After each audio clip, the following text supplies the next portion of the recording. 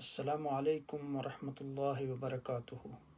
الحمدللہ رب العالمین والصلاة والسلام علی اشرف الانبیاء والمرسلین۔ اللہم لا سہل الا ما جعلتہ سہلا وانت تجعل الحزن اذا شئت سہلا یا مقلب القلوب صرف قلوبنا علی طاعتک۔ اللہم رب اشرح لی صدری ویسر لی امری واحلل عقدۃ من لسانی یفقہوا قولی۔ اللہم رب زدنا علما، اللہم رب زدنا علما، اللہم رب زدنا علما۔ اللہ پاک کی حمد و ثنا اور آقا دو جہاں نبی مکرم تاجدار عرب و عجم سید المرسلین خاتم النبیین کی ذات گرامی پر درود اسلام کے بعد رب کائنات کا احسان عظیم ہے کہ ایک دفعہ پھر ہم خلاصہ قرآن کی مجلس میں حاضر ہیں۔ آپ کا میزبان پیرزادہ ڈاکٹر مسعود احمد رضا الرفاعی آپ کی خدمت میں حاضر ہے۔ میں آپ تمام سامعین گرامی قدر کو السلام علیکم ورحمۃ اللہ وبرکاتہ کہتا ہوں۔ Academy of International Sufi Scholar کے زیر اہتمام دنیا بھر میں دروس قرآن، دروس حدیث کا سلسلہ الحمدللہ شروع ہے۔ مختلف زبانوں میں، ترکی میں، عرب ممالک میں، یورپین ممالک میں اور دنیا بھر کے مشائخ مصر میں وہ جو ہے الحمدللہ آپ اکیڈمی کے صفحے پر جو ہے مختلف مشائخ کے لیکچرز سن سکتے ہیں۔ اللہ کریم سے دعا ہے کہ وہ ہمیں قرآن حکیم کو صحیح طریقے سے سمجھنے اور اس پر عمل کرنے کی توفیق عطا فرمائے اور اس کا پیغام دوسرے لوگوں تک پہنچانے کی توفیق عطا فرمائے۔ اب ہمارے ساتھ حافظ سجاد قادری صاحب ہیں، ہمارے بہت ہی اچھے دوست اور اسکالر ہیں۔ وہ اللہ سبحانہ تعالیٰ ان کی زندگیوں میں برکتیں دے اور ان کے اہل خانہ اور ان کو اپنے حفظ و امان میں رکھے۔ گزشتہ مجلس میں ہم نے سورہ اعراف پر بڑی تفصیل سے گفتگو کی تھی اور سورہ اعراف کا خلاصہ بیان کیا تھا۔ آج کی اس نشست میں انشاءاللہ ہمارا موضوع گفتگو سورہ انفال ہوگی، لیکن اس سے پہلے کہ ہم سورہ انفال کی طرف آئیں، ضروری ہے کہ نئے ناظرین کے لیے پچھلی صورت پر بھی تھوڑا سا ہم سرسری نظر ڈال لیں تاکہ وہ موضوعات ان کے ذہن نشین ہو جائیں۔ سورہ انفال پر ہم نے گفتگو کی تھی کہ سورہ انفال میں قیامت والے دن انسانوں کی تقسیم کے حوالے سے کہ اصحاب الجنہ، اصحاب النار اور اصحاب الاعراف، اور میں نے آپ کو بتایا تھا کہ اصحاب الاعراف جو ہیں یہ جنت اور جہنم کے درمیان ایک دیوار ہے، بہت اونچی جگہ جہاں سے جنت بھی نظر آ سکتی ہے اور جہنم بھی، اور یہ ایسے لوگ ہوں گے جن کی نیکیاں اور جن کی برائیاں برابر ہوں گی تو وہ اس جگہ پہ انتظار کریں گے، اور جب وہ اہل جہنم کو دیکھیں گے تو کہیں گے لعنت اللہ علیکم، اور جب اہل جنت کو دیکھیں گے تو کہیں گے سلام علیکم۔ تو ہم نے اس پر تفصیل سے گفتگو کی تھی۔ پھر انبیاء سابقین حضرت آدم علیہ السلام، حضرت نوح علیہ السلام، حضرت ہود علیہ السلام، حضرت صالح علیہ السلام، حضرت لوط علیہ السلام، حضرت شعیب علیہ السلام کا تذکرہ پڑا۔ پھر شعیب علیہ السلام کی یعنی دعوت کے حوالے سے کہ جب انہوں نے ان لوگوں کو برائیوں سے روکا، ان کی سرزنش کی، تو انہوں نے ان کو الٹی دھمکی دے دی کہ ہم آپ کو اور آپ کے ماننے والوں کو نکال دیں گے۔ پھر ہم نے اس بات پہ بڑی تفصیل سے گفتگو کی تھی کہ سب انبیاء کی دعوت ایک تھی، سب ایک ہی قوم میں پیدا ہوئے جس کو وہ دعوت دینے والے تھے۔ پھر انہوں نے نیکی کی تعلیم دی اور برائیوں سے روکا۔ پھر ہم نے حضرت موسیٰ علیہ السلام کے معجزات کا تذکرہ آیت نمبر 107 اور 8 میں بڑی تفصیل سے گفتگو کی تھی کہ سورہ بقرہ میں یہود کو دعوت دی گئی تھی، ضمن وہاں نصارہ سے خطاب تھا۔ آل عمران میں نصارہ کو توحید کی دعوت دی گئی، ضمن یہود سے خطاب تھا۔ سورہ نساء میں اصلاح معاشرہ اور المائدہ میں عربوں کی اصلاح جو ہے وہ پیش نظر تھی، اور الانعام میں اصلاح عرب اور اصلاح مجوس جو ہے اور دیگر مضامین تھے۔ الاعراف میں بقیہ اقوام عالم کو دعوت القرآن دی جا رہی تھی۔ اب یہ سارے جو مضامین ہیں، جب دعوت بھی دی جا چکی سب لوگوں کو، یہ فریضہ مکمل ہو گیا، تو اب اس کے بعد جو ہے یہاں جہاد کے احکامات اس صورت میں بیان کیے جا رہے ہیں۔ اب یہاں دیکھیں کہ پہلی قوموں کے پاس بھی رسول آئے، انہوں نے پیغمبروں کو جھٹلایا اور اپنے عہد پر قائم نہ رہے، اور کچھ تو بد کردار اور نافرمان تھے جنہوں نے اپنے انبیاء تک کو قتل کیا، اور پھر موسیٰ علیہ السلام کو فرعون اور اس کے درباریوں کے پاس اللہ سبحانہ وتعالیٰ نے جب بھیجا، انہوں نے یعنی موسیٰ علیہ السلام کو جھٹلایا۔ ان کا عبرتناک جو انجام ہے اس کے بارے میں ہم نے گفتگو کی تھی کہ موسیٰ علیہ السلام جب فرعون کے سامنے دو ٹوک الفاظ میں انہوں نے اس کو دعوت دی کہ میں اللہ کا رسول ہوں اور بنی اسرائیل کو میرے ساتھ بھیج دیں، تو اس نے نبوت کی علامت کا مطالبہ کیا کہ مجھے کوئی نشانی دکھائیں، کوئی علامت دکھائیں۔ تو موسیٰ علیہ السلام نے اپنا عصا مبارک جب زمین پر رکھا تو وہ سانپ بن گیا، اژدہا بن گیا بہت بڑا، تو ہاتھ گریبان میں ڈالا تو باہر نکالا تو وہ نور سے چمک رہا تھا۔ پھر جب فرعون کے دربار میں ملک کے ماہر جادوگروں کی جو ٹیم تھی اس پر ان کو فتح اللہ سبحانہ وتعالیٰ نے دی۔ فرعون نے جب یہ سارا منظر دیکھا تو اس نے اپنے وزیروں اور مشیروں کو کہا کہ لگتا ہے کہ موسیٰ تو بڑا ماہر جادوگر ہے، نعوذ باللہ۔ تو انہوں نے وزیروں اور مشیروں نے جس طرح ہر کسی کے چیلے چانٹے اس کو خراب کرتے ہیں، انہوں نے اس کو مشورہ دیا کہ جادوگروں کو بلایا جائے، سب جو دنیا یعنی اپنے ملک کے جتنے بھی ماہر جادوگر ہیں ان کو بلایا جائے تاکہ وہ حضرت موسیٰ کا مقابلہ کریں۔ چنانچہ جادوگروں کو بلایا گیا۔ انہوں نے موسیٰ سے سوال علیہ السلام کی موجودگی میں فرعون سے سوال کیا کہ اگر ہم غلبہ پا گئے تو ہمیں انعام کیا ملے گا؟ تو اس وقت فرعون نے جواب دیا کہ اگر آپ کو غلبہ پا گئے تو میں آپ کو اپنے مقرب ترین لوگوں میں شامل کر لوں گا۔ پھر موسیٰ علیہ السلام کو اللہ سبحانہ وتعالیٰ نے ان پر غلبہ دیا۔ وہ جادوگر جو تھے انہوں نے اسلام قبول کر لیا۔ اب ان جادوگروں کو بھی فرعون نے ڈرانا دھمکانا شروع کیا، چونکہ ان کے دل جو تھے وہ ایمان سے روشن ہو چکے تھے، اس لیے اللہ سبحانہ وتعالیٰ نے ان کو استقامت دی اور انہوں نے کہا اب جو مرضی کر رہو۔ اس نے کہا کہ میں سخت سزائیں دوں گا، لیکن انہوں نے کسی چیز کی پرواہ نہیں کی اور وہ دین پر ڈٹے رہے۔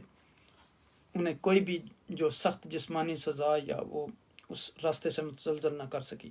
پھر بنی اسرائیل کے بچوں کو قتل کرنے کا فرعونی منصوبہ جو تھا اس پر ہم نے بڑی تفصیل سے گفتگو کی تھی کہ وہ کس طرح یعنی عذاب میں مبتلا کرتے تھے بنی اسرائیل کو۔ پھر حضرت موسیٰ علیہ السلام کی موجودگی میں گوسالہ پرستی، جب آپ یعنی 40 دن کے لیے کوہ طور پہ گئے، پھر بنی اسرائیل کی گستاخی اور پھر نبی اکرم صلی اللہ علیہ وسلم کی بشارت، رسول کی دعوت حق اور پھر بنی اسرائیل کی سرکشی، اس دعوت کو قبول نہ کرنا، اس کتاب پر ایمان نہ لانا، پھر بنی اسرائیل کے طرح طرح کے ہیلے۔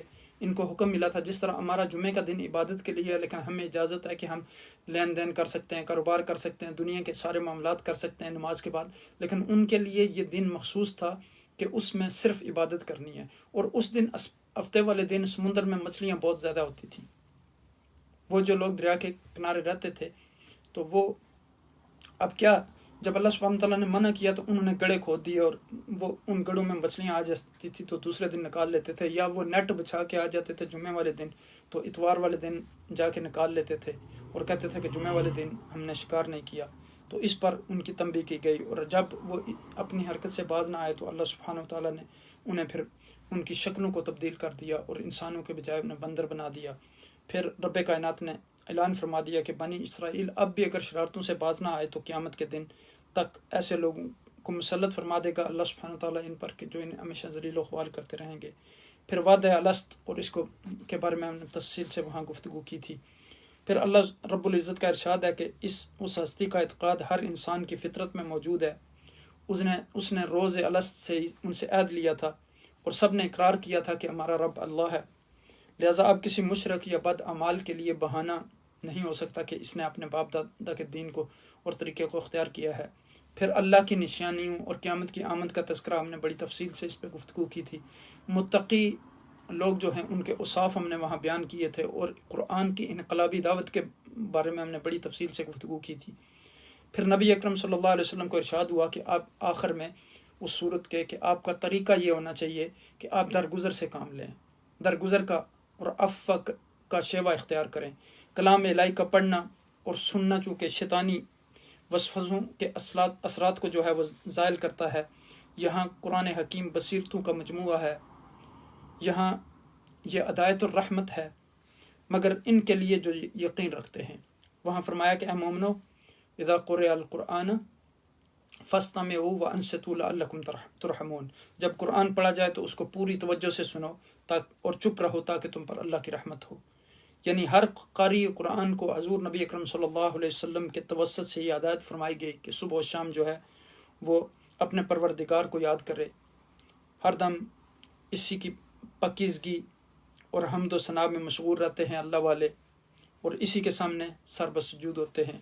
یہاں آخر اختتام اس سورہ کا جو ہے وہ یہاں آ کے ہوا کہ سجدہ تلاوت پر۔ پھر آپ دیکھیں کہ حضرت ہارون علیہ السلام کی جو مصلحت پسندی تھی اس پر یہاں گفتگو ہے، یعنی حضرت موسیٰ علیہ السلام نے جو یعنی جب وہ کوہ طور سے واپس آئے تو انہوں نے دیکھا کہ ان کی قوم جو ہے وہ بچھڑے کی پوجا کر رہی ہے، تو وہ سخت غصہ ان کو آیا۔ وَلَمَّا رَجَعَ مُوسَىٰ إِلَىٰ قَوْمِهِ غَضْبَانَ أَسِفًا قَالَ بِئْسَ مَا خَلَفْتُمُونِي مِن بَعْدِي أَعْجِلْتُمْ أَمْرَ رَبِّكُمْ وَأَلْقَىٰ الْأَلْوَاحَ وَأَخَذَ بِرَأْسِ أَخِيهِ يَجُرُّهُ إِلَيْهِ۔ آپ نے اب یہاں دیکھیں کہ جب سخت غصہ آیا تو تختیاں وہ پھینک دیں اور اپنے بھائی کا سر پکڑ کے اس کو بالوں سے کھینچنا اور گھسیٹنا شروع کر دیا۔ لیکن یہاں ایک بات ذہن نشین رکھیں کہ موسیٰ علیہ السلام کا غصہ جو تھا وہ اللہ کے لیے تھا، چونکہ نبی کا غصہ صرف اللہ کی ذات کے لیے، اس کے دین کے لیے ہوتا ہے۔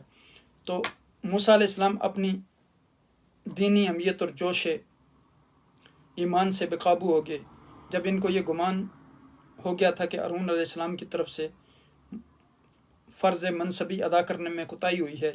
یہ حق کی حمایت کا جوش تھا جس کی وجہ سے آپ نے تختیاں رکھیں اور بڑے بھائی کے سر اور داڑھی کو پکڑ کر جو ہے انہیں زور سے اپنی طرف کھینچا۔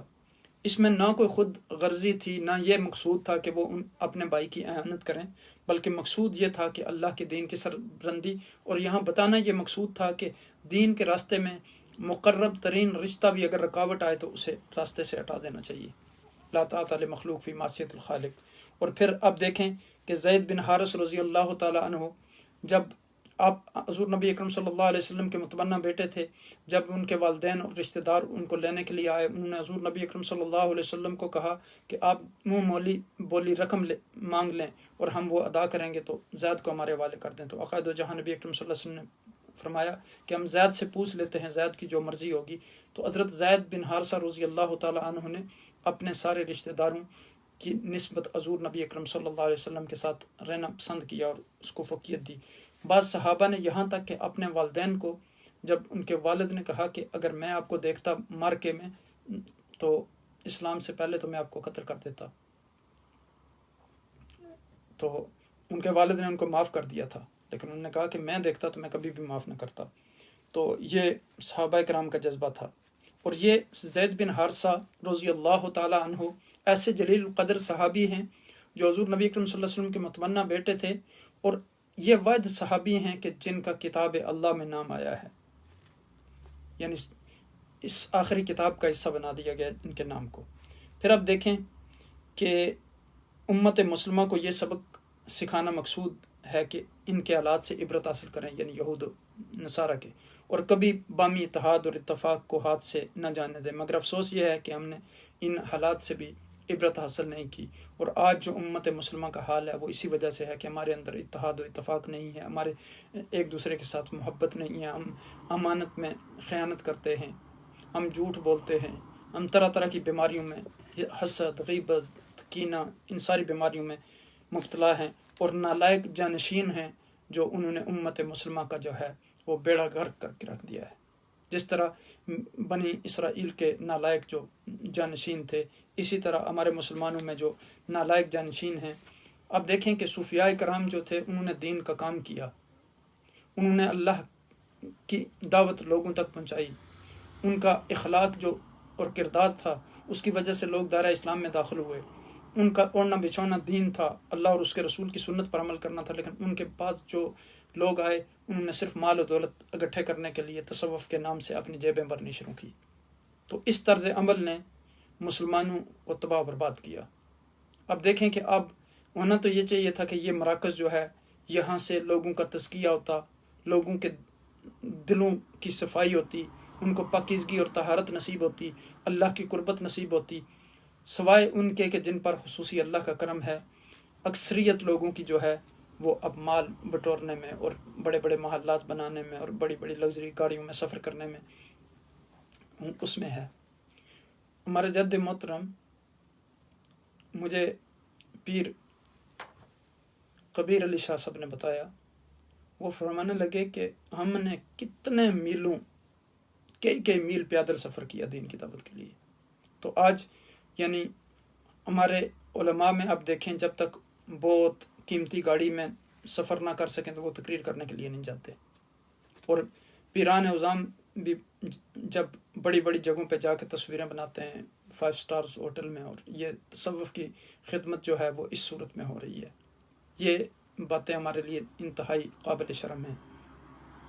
میں تمام صوفیاء سے مؤدبانہ گزارش کرنا چاہتا ہوں کہ ہمارے جتنے بھی زاویے ہیں ان کو دین کی خدمت کے لیے وہی رول ادا کرنا چاہیے جو ہمارے آباء و اجداد نے کیا، جو ان کا قرآن و سنت کا راستہ تھا، اسی طرف ہم بھی لوٹیں گے تو ہمیں بھی وہی عزت اللہ سبحانہ وتعالیٰ دیں گے جو ہمارے آباء و اجداد کو دین کی خدمت کرنے کی وجہ سے ملی۔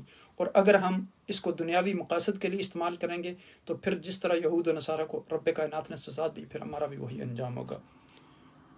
پھر آپ دیکھیں کہ نزول قرآن کے مقاصد حسنہ پر اس سورہ میں زور دیا گیا، رب کو پہچاننے پر زور دیا گیا، دنیا اور آخرت کی کامیابی اللہ کے سامنے جھکنے اور اس کے رسول کے احکامات کی تعمیل میں ہے، اس کا حکم دیا گیا۔ اب ہم آتے ہیں سورہ انفال کی طرف۔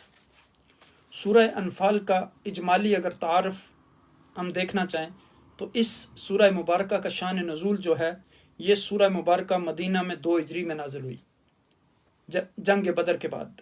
اس جنگ میں مسلمانوں کو مکہ کے کافروں پر عظیم الشان فتح ہوئی۔ اس سورت کا قرآنی صورتوں کی ترتیب کے لحاظ سے 8واں نمبر ہے اور یہ 9ویں اور 10ویں پارے میں ہے۔ اس کی آیات کی تعداد 75 ہے اور الفاظ کی تعداد 1243 ہے اور حروف کی تعداد 5299 ہے۔ سب سے پہلے سورہ اعراف ہے اور بعد میں یعنی اس سورت سے پہلے سورہ اعراف ہے اور اس کے بعد جو ہے وہ سورہ توبہ ہے۔ یہ سورت 2 ہجری میں جنگ بدر کے بعد نازل ہوئی اور اس میں اسلام و کفر کی اس پہلی جنگ پر مفصل تبصرہ کیا گیا۔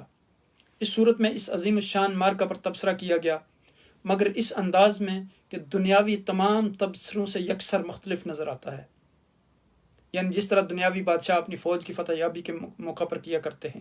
اس صورت میں سب سے پہلے ان خامیوں کی نشاندہی کی گئی جو اخلاقی حیثیت سے ابھی مسلمانوں میں باقی تھیں، تاکہ وہ اپنی اصلاح کر سکیں، تکمیل کر سکیں، آئندہ کامیابیوں اور کمرانیوں کے لیے اپنے آپ کو تیار کر سکیں، اور جو اس میں کمی کوتاہی رہ گئی ہے اس کو دور کر دیں۔ پھر بتایا گیا کہ اس فتح میں تائید الہی، نصرت الہی کا کتنا بڑا حصہ تھا، تاکہ وہ اپنی جرت اور بہادری پر کوئی متکبرانہ انداز اختیار نہ کریں، بلکہ خدا پر توکل کریں اور رسول صلی اللہ علیہ وسلم کی اطاعت کا سبق سیکھیں۔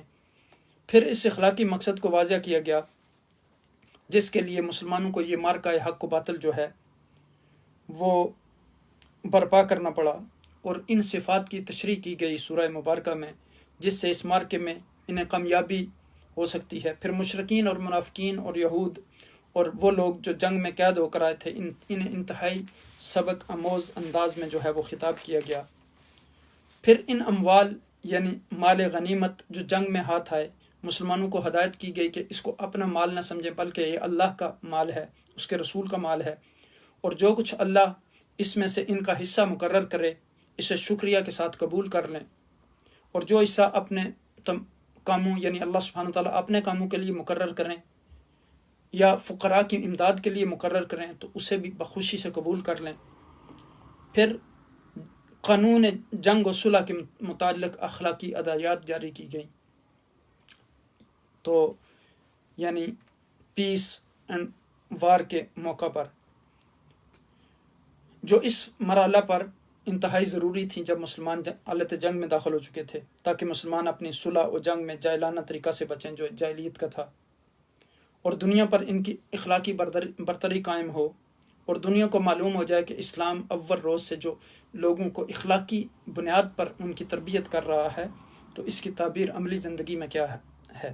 پھر اسلامی ریاست کے دستوری قانون کی اہم دفعات بیان کی گئیں جن سے دارالسلام کے مسلمان باشندوں کی آئینی حیثیت ان مسلمانوں سے الگ کر دی گئی جو دارالسلام سے باہر رہتے ہیں، یعنی دارالکفر میں رہتے ہیں، یعنی ایڈنٹی مسلمانوں کی شناخت جو ہے۔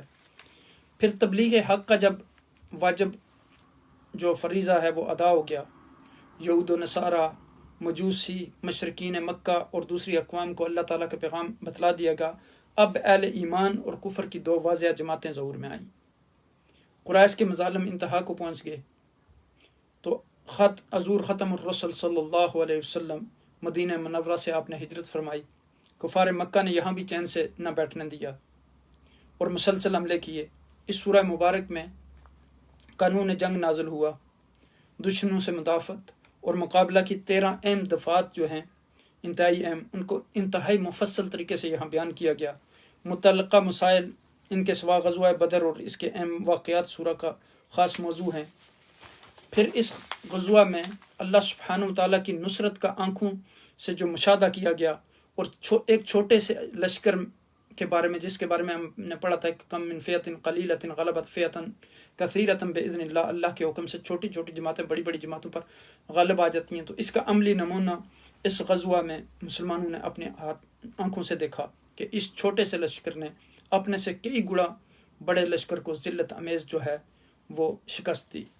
جو مال غنیمت مسلمانوں کے ہاتھ لگا، اس کو کس طریقے سے تقسیم کیا جائے، مسلمانوں کی یہ پہلی لڑائی تھی۔ اس سے پہلے چھینے ہوئے مال کے بانٹنے کا کوئی موقع نہیں آیا تھا۔ عرب میں جس کی لاٹھی اس کی بھینس پر عمل ہوتا تھا، یعنی جو طاقتور شخص ہوتا تھا وہ قبضہ کر لیتا تھا اور باقی منہ تکتے رہتے تھے۔ اس صورت میں پہلی مرتبہ دولت تقسیم کے قانون کی عرب میں بنیاد رکھی گئی اور پھر واضح تعلیمات دی گئیں کہ مال کی خاطر آپس میں لڑائی جھگڑا نہ کرو، یہ مال تمہارا نہیں بلکہ یہ مال اللہ سبحانہ وتعالیٰ کا ہے، اس کے رسولوں کی ملکیت ہے، اس کے رسول صلی اللہ علیہ وسلم کی ملکیت ہے، اس لیے اس کے مقرر کردہ قانون کے مطابق اس کی تقسیم ہوگی۔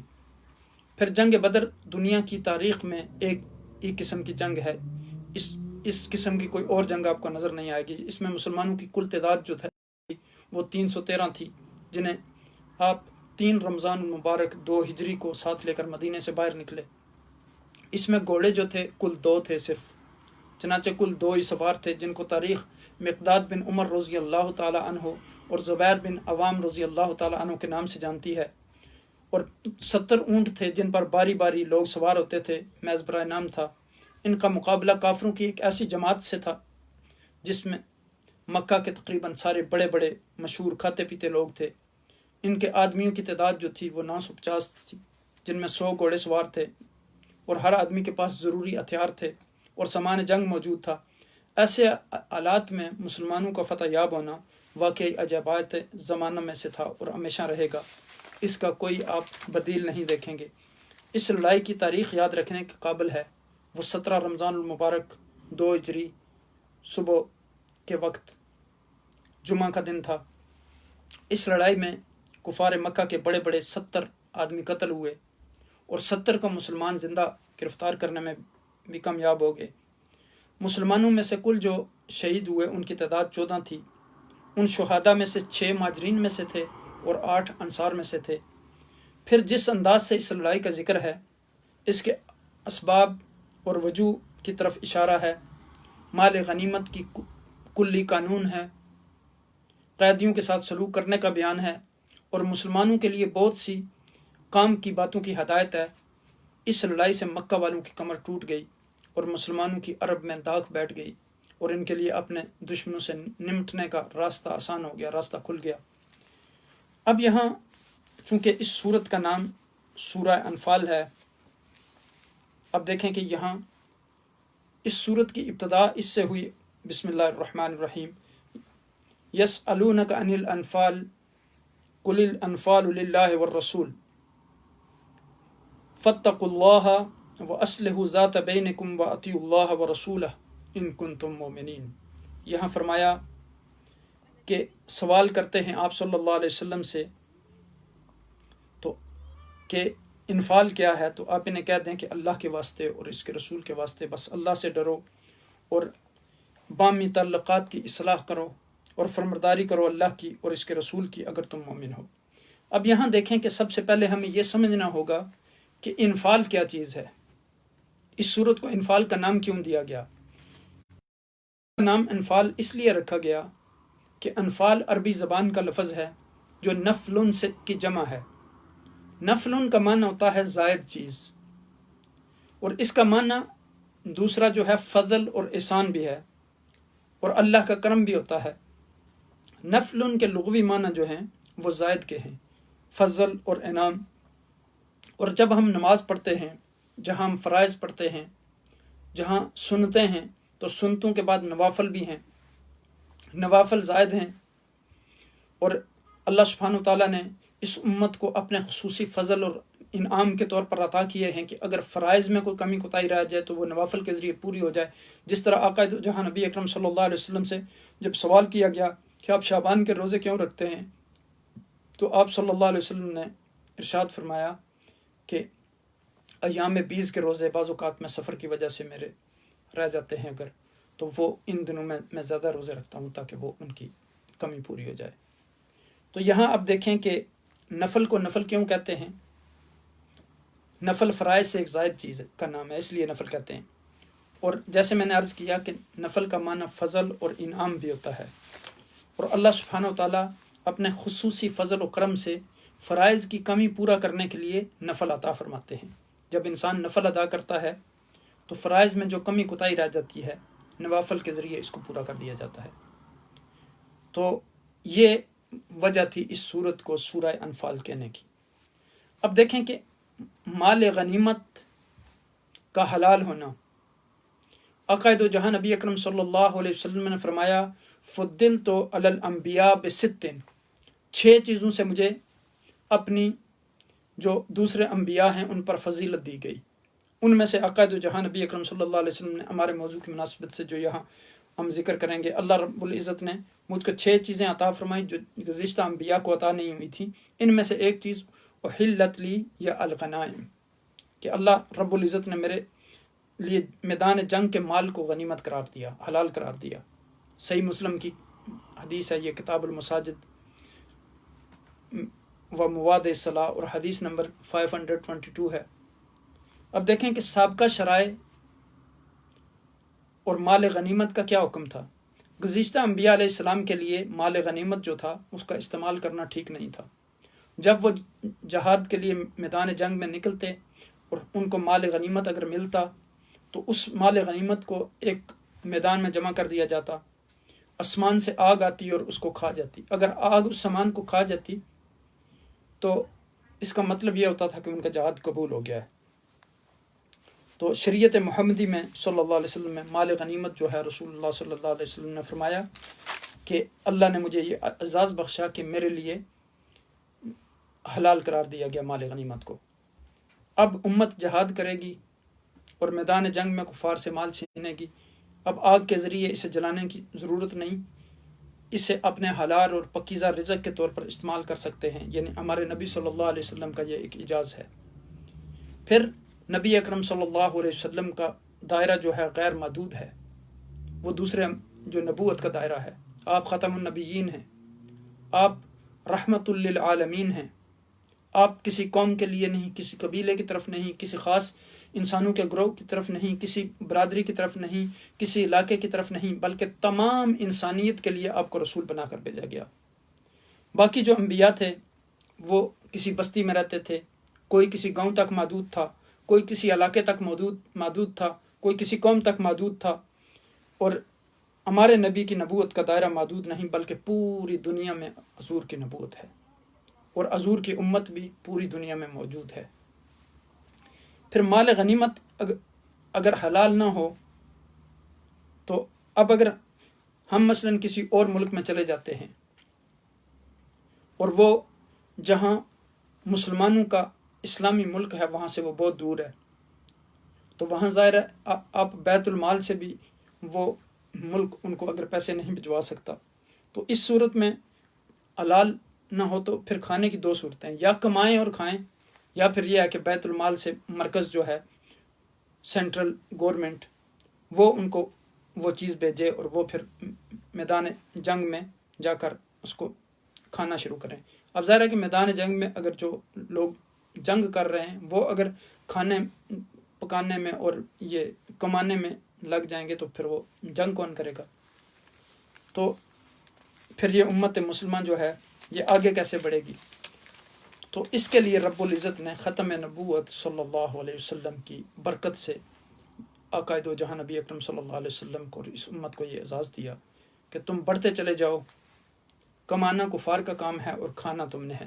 سبحان اللہ، تمہیں کمانے کی ضرورت نہیں ہے، کافر کمائیں گے اور تم کھاؤ گے، اور یہ کھانا حلال بھی ہوگا اور طیب بھی۔ اب مال کی جو اقسام ہیں، میدان جنگ میں جو مال ملتا ہے اس کی 3 اقسام ہیں۔ ایک مال غنیمت ہے۔ غنیمت کا معنی یہ ہے کہ میدان جنگ میں گئے اور کفار کے مقابلہ کے بعد جو آپ کو مال ملا۔ پھر مال فیئی ہے، بغیر جنگ لڑے کفار خود کو آپ کے حوالے کر دیا انہوں نے، اور اس سے جو مال ملتا ہے اس کو فیئی کہتے ہیں۔ گویا جنگ سے ملنے والے مال کو فیئی غنیمت، اور جو جنگ کے بغیر ملے اس کو فیئی کہتے ہیں۔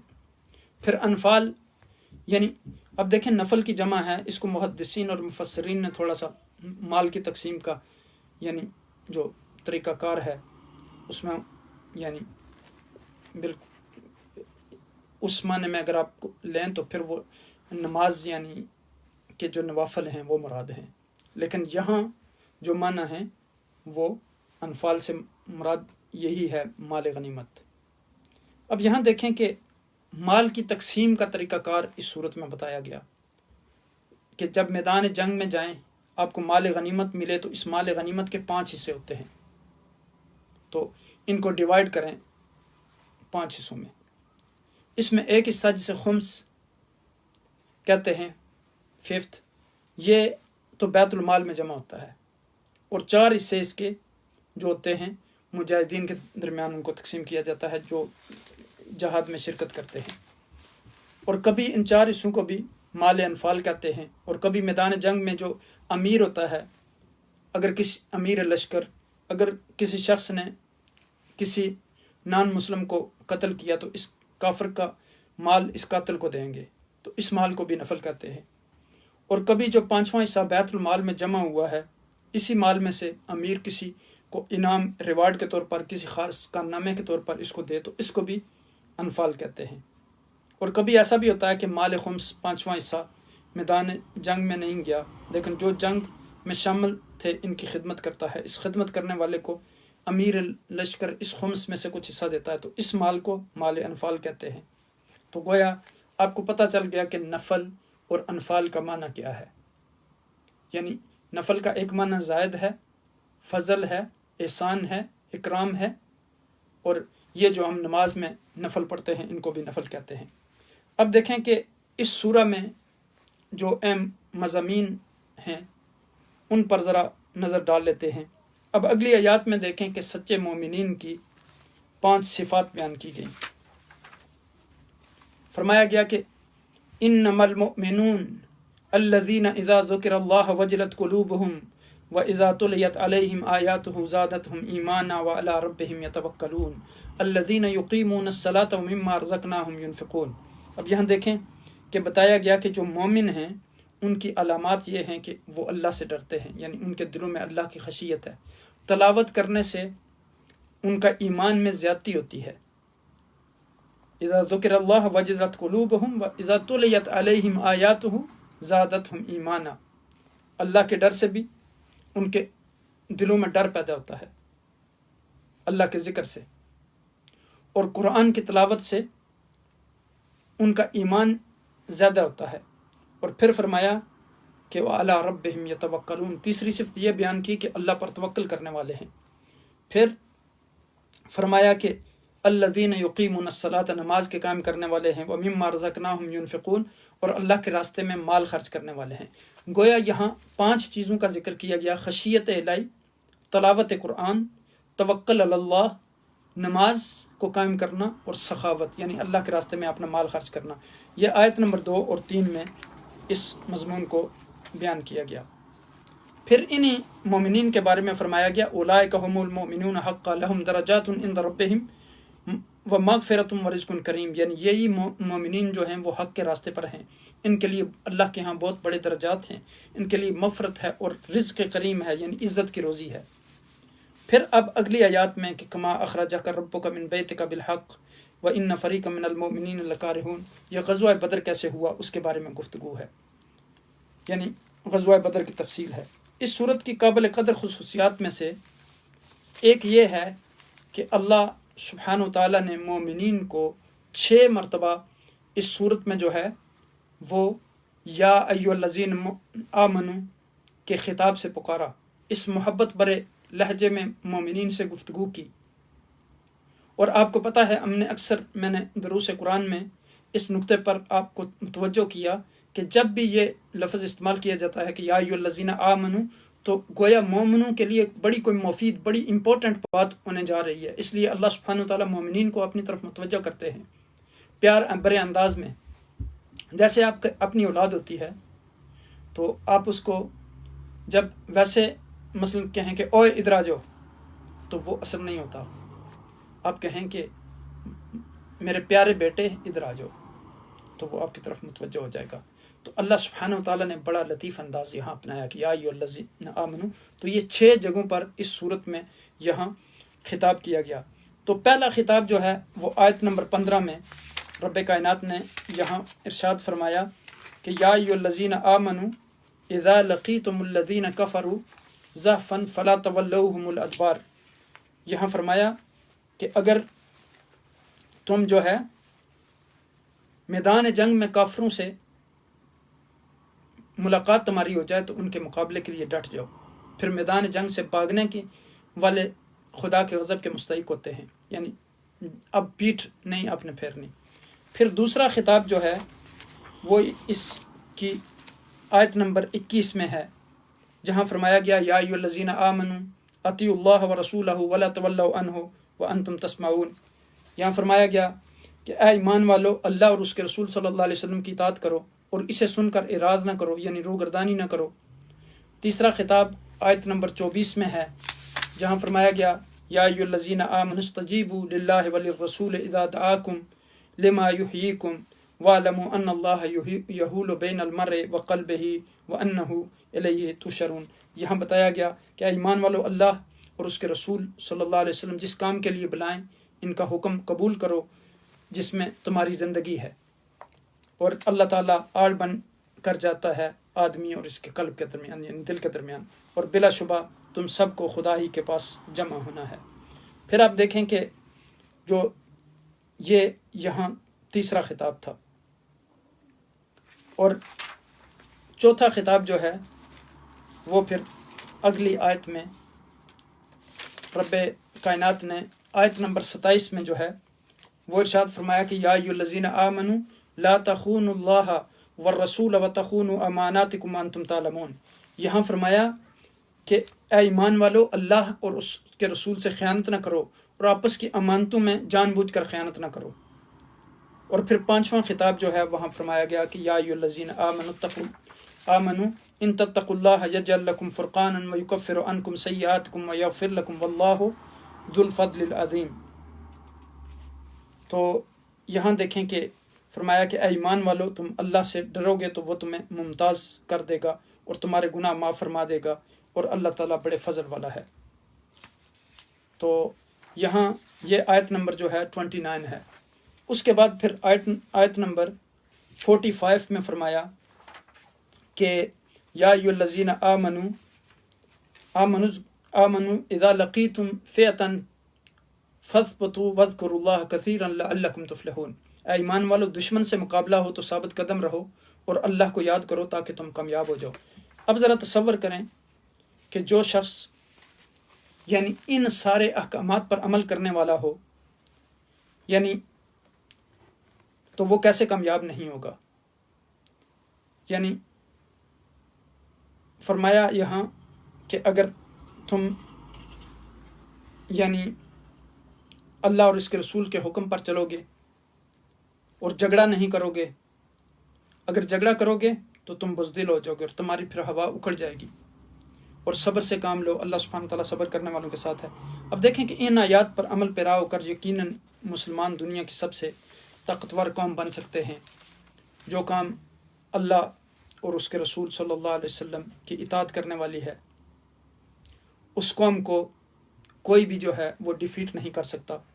جو ایسی دعوت پر لبیک کہنے والی ہو، جس کے دلوں میں عزت اور سعادت کا راز پوشیدہ ہو، جو دین میں خیانت نہ کرتی ہو اور نہ دنیاوی امور میں خیانت کرتی ہو، اور سب سے بڑھ کر کہ وہ خدا کے خوف سے متصف ہو، اور جنگ کی حالت میں بھی اللہ سبحانہ و تعالیٰ کا ذکر کر رہی ہو، جب گولوں کی بچھاڑ ہو رہی ہو، ایک طرف جان کا خطرہ ہو، اس وقت بھی اللہ اللہ کی صدائیں بلند ہو رہی ہوں، اس کی صفوں میں کامل اتحاد ہو، وہ نفسانی اور گروہی تنازعات اور اختلافات میں مبتلا نہ ہو۔ ذرا غور کیجئے کہ جس جماعت میں یہ صفات پائی جائیں وہ کبھی شکست کھا سکتی ہے، یقیناً وہ فتح اسے امکنار ہوگی، اگرچہ اس کا مقابلہ پہاڑوں سے کیوں نہ ہو۔ لیکن اگر ہم اپنا جائزہ آج لیں امت مسلمہ کی حیثیت سے، تو کیا ہم اس کرائٹیریا پر پورے اترتے ہیں؟ کیا آج ہم اللہ اور اس کے رسول کی اطاعت صحیح طریقے سے کرتے ہیں؟ کیا ہم احکامات کی پابندی کرتے ہیں؟ کیا ہم سنتوں پر عمل کرتے ہیں؟ کیا ہم سنت کا دفاع کرتے ہیں؟ کیا ہم اللہ کی کتاب کے احکامات کا دفاع کرتے ہیں؟ کیا ہم امانت میں خیانت نہیں کرتے؟ کیا ہم جھوٹ نہیں بولتے؟ کیا ہمارے اندر یہ ساری برائیاں نہیں ہیں؟ غیبت، حسد، دوسرے لوگوں کا بغض۔ تو اگر یہ ہمارے اندر ہیں تو پھر ذرا ہمیں غور کرنا ہوگا، محاسبہ کرنا ہوگا، ہمیں اپنی تربیت کرنی ہوگی، تزکیہ کرنا ہوگا، ہمیں اللہ کی طرف لوٹنا ہوگا، اللہ اور اس کے رسول کی احکامات کی طرف لوٹنا ہوگا، تبھی ہمیں کامیابی ملے گی۔ آج ہماری ناکامی کا یہی سبب ہے کہ ہمارے یہ اندر اخلاقی گراوٹ ہے۔ اب دیکھیں کہ یہ جب کرونا وائرس آیا تو سب سے زیادہ جو مہنگا کرنے والے چیزوں کا تھے وہ مسلمان تاجر تھے، بجائے اس کے کہ غیر مسلم جو تھے ان کی شاپس پہ آپ کو سستی چیزیں مل رہی تھیں اور ہمارے مسلمانوں کی جو دکانیں ہیں وہاں مہنگی مل رہی تھیں۔ تو کتنی قابل شرم بات ہے یہ ہمارے لیے۔ اور اب دیکھیں کہ اس رمضان المبارک کے مہینے میں اسلامی ممالک میں جو ممالک یہ دعویٰ کرنے والے ہیں کہ مسلمان ہیں، وہاں دیکھیں کہ ان کے ٹی وی چینلز پہ کیسے فحاشی اور ریانی ہو رہی ہے۔ پاکستان کے جو ریاست مدینہ کا دعویٰ کرنے والے لوگ ہیں وہاں دیکھ لیں کہ یعنی ٹی وی چینلز پہ کس طرح کے بیہودہ رمضان مبارک میں پروگرام ہو رہے ہیں۔ تو پھر اللہ کا عذاب نہیں آئے گا ہمارے اوپر تو کیا ہوگا؟ یعنی اس لیے آج بھی ہمارے پاس فرصت ہے، ہم توبہ کر لیں، اللہ کی طرف رجوع کر لیں، ان چیزوں سے رجوع کر لیں تاکہ اللہ سبحانہ تعالیٰ ہمارے اوپر اپنے رحمتیں نازل فرمائیں، برکتیں نازل فرمائیں۔ پھر آپ دیکھیں کہ 10ویں پارہ کے 2 حصے ہیں، ایک سورہ انفال کا بقیہ حصہ جو ہے اور دوسرا حصہ جو ہے اس میں سورہ توبہ پر گفتگو ہے۔ اگر پہلے حصے میں آپ دیکھیں تو مال غنیمت کا حکم ہے، غزوہ بدر کے حالات، اللہ تعالیٰ کی نصرت کے 4 اسباب وہاں بیان کیے گئے، پھر جنگ سے متعلق ہدایات دی گئیں، ہجرت اور نصرت کے مسائل بیان کیے گئے، غزوہ بدر کے حالات بیان کیے گئے، کفار مسلمانوں کو اور مسلمان کفار کی تعداد کو کم سمجھے، اور ایسا اس لیے ہوا کہ اس جنگ کا واقعہ ہونا اللہ سبحانہ تعالیٰ کے طے ہو چکا تھا، یعنی ڈیسائیڈڈ تھا کہ یہ جنگ ہونی ہے تاکہ حق اور باطل کے درمیان فرق ہو سکے۔ پھر شیطان مشرکین کے سامنے ان کے اعمال جو ہے ان کو مزین کر کے پیش کرتا رہا، دوسری طرف مسلمانوں کی مدد کے لیے آسمان سے فرشتے نازل ہوتے رہے۔ پھر قریش غزوہ بدر میں ذلیل و خوار ہوئے۔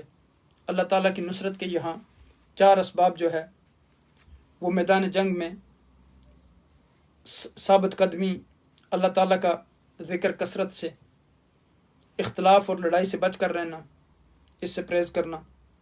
یہاں دیکھیں اس جنگ میں مسلمانوں کو رب کائنات نے کیسی یعنی فتح دی، تو اور وہ انہی اصولوں پر عمل کرنے کی وجہ سے ممکن ہوا۔ میدان جنگ میں ثابت قدمی، اللہ تعالیٰ کے ذکر کثرت سے کرنا، اختلاف اور لڑائی سے بچ کر رہنا، مقابلے میں ناوافق یعنی امور جو ہیں جو آپ کو اچھے نہیں لگتے ان پر صبر کرنا۔ پھر جنگ سے متعلق ہدایات دی گئیں کہ دشمنوں سے مقابلے کے لیے آپ کو مادی تیاری بھی کرنی ہے، آپ کو عسکری تیاری بھی کرنی ہے، آپ کو روحانی تیاری بھی کرنی ہے، یعنی ہر محاذ پر آپ کی کمپلیٹ یعنی تیاری ہونی چاہیے۔ یہ نہیں کہ جیسے ہمارا کنسیپٹ ہے توکل اللہ کا، یہ کنسیپٹ ہرگز نہیں ہے کہ آپ ایک جگہ پہ بیٹھ جائیں جا کے تخلیے میں اور پھر کہیں کہ سب کچھ ایسے ہی ہو جائے گا۔ دیکھیں اسباب اور ذرائع جو اللہ سبحانہ تعالیٰ نے، یہ اللہ سبحانہ تعالیٰ اسباب و ذرائع کے محتاج نہیں، انسان اس کے محتاج ہیں۔ پھر اگر فرمایا کہ کافر اگر صلح کی طرف مائل ہوں تو صلح کر لو، یعنی ہجرت اور نصرت کے فضائل، جس طرح عقائد و جہاں نبی اکرم صلی اللہ علیہ وسلم نے خود صلح حدیبیہ میں صلح کی کفار کے ساتھ۔ پھر مہاجرین اور انصار سچے مومنین ہیں، یہ بتایا گیا۔ گناہوں کی مغفرت اور رزق کا وعدہ، یہ اس سورہ مبارکہ کے اہم جو موضوعات تھے وہ ہیں۔ اب اگر ہم اس سورہ مبارکہ کے آخر میں دیکھیں کہ ہمیں اس سے کیا سبق ملتا ہے، یعنی ہمیں یہ سورہ مبارکہ کیا سکھاتی ہے۔ اب دیکھیں کہ روئے زمین کے انسانوں کو ایک برادری کے اندر یعنی اکٹھا کر دے، یہ اسلام کا مقصد ہے، اور اس کے بنیادی خیالات کو ایک مرکز پر قائم کر دے۔ رسول اکرم صلی اللہ علیہ وسلم کی مکی زندگی، آپ کا لوگوں سے برتاؤ اور مکہ میں نازل ہونے والی قرآن مجید کی صورتیں سب اسی بات کی تائید کرتی ہیں۔ آپ کی مکہ کی زندگی عوام کی زندگی کے حالات کے لحاظ سے ممتاز نہیں تھی۔ ضروریات زندگی حاصل کرنے کے لیے آپ کے مشاغل وہی ہیں جو اس وقت کے لوگوں کے تھے، جیسے محنت ہے، تجارت ہے وغیرہ۔ البتہ لوگوں کے ساتھ آپ کا برتاؤ ایسا تھا کہ جو دنیا کے شریف سے شریف انسان کا ہو سکتا ہے۔ پھر سب کے ساتھ کھلے دل سے ملنا، کسی کو دھوکہ نہ دینا، فریب نہ دینا، قرابت داروں کا خیال رکھنا، مسکین، یتیم، بیوہ، ان کی خبرگیری کرنا، مشکل میں پھنسے ہوئے لوگوں کی مدد کرنا، خواہشوں پر قابو پانا، آدمی ہونے کے لحاظ سے خودداری، وقار اور عزت کا ہر صورت میں لحاظ کرنا، انسانوں کا مرتبہ سمجھ کر اس کے قائم رکھنے کی کوشش کرنا، خلاف انسانیت کاموں سے نفرت کرنا، دنیا کی کسی چیز کے آگے اپنے آپ کو نہ جھکانا، اور سمجھنا کہ انسان سب سے برتر ہے اور صرف یہ اسی کے سامنے سر جھکا سکتا ہے جو اس سے برتر ہو، یعنی رب کائنات کے سامنے۔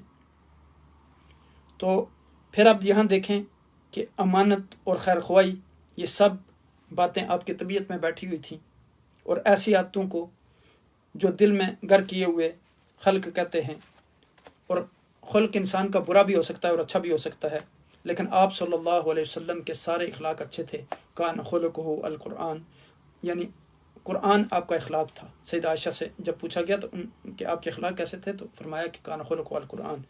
تو اب یہاں دیکھیں کہ انہی باتوں کی وجہ سے کفار بھی آپ کے گرویدہ تھے، اور حضرت صلی اللہ علیہ وسلم یعنی جب کوئی بات کرتے تو ہر شخص ان کو صادق اور امین کہہ کر پکارتا تھا۔